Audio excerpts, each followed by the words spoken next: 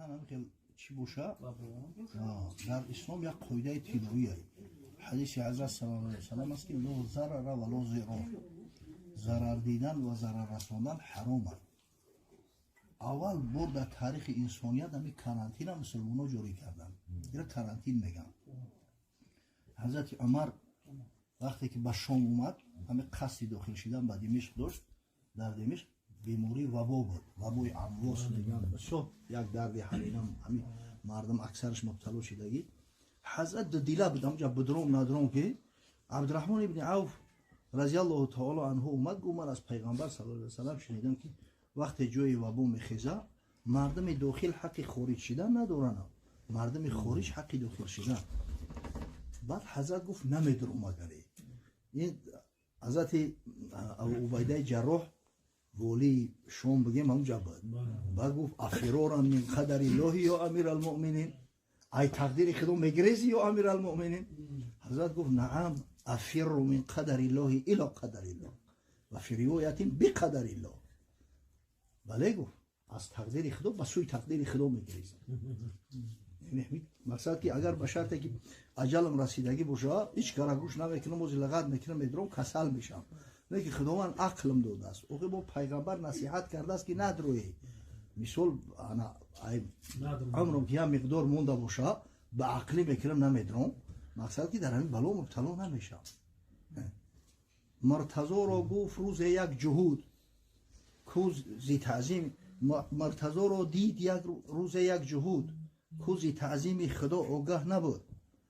گفت او را گفت خود را اندر افکن حین زیبام و اعتماد کن به حفظ حق تمام، تا یقین گردد مرا ایقان تو و اعتمادی خوب و با برهان تو. و حضرت شما میگن همه به تقدیر الله و وابستگی همین گپی خودت در خودت باوری داری کو برو ای بالای بام پر سلکی و من یقین میکنم که انشالله هم یقینت سخت دست در دین اسلام.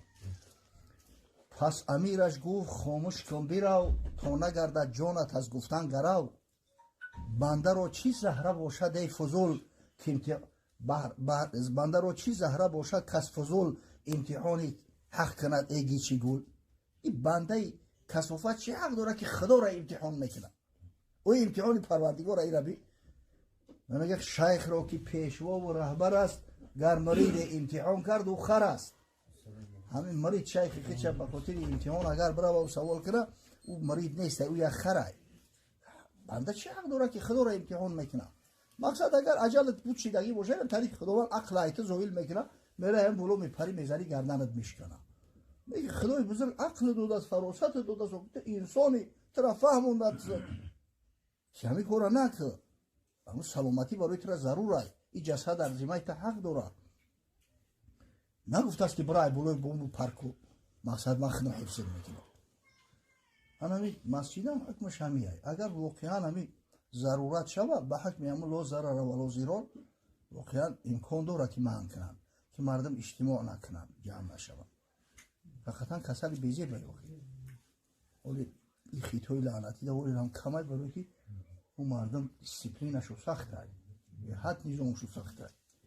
خانم بروردگی هم. هر کسی همین کسلی داشته باشه و اشکار نکنه میپروانش در پیش مردم. رستری. به سود سلیست.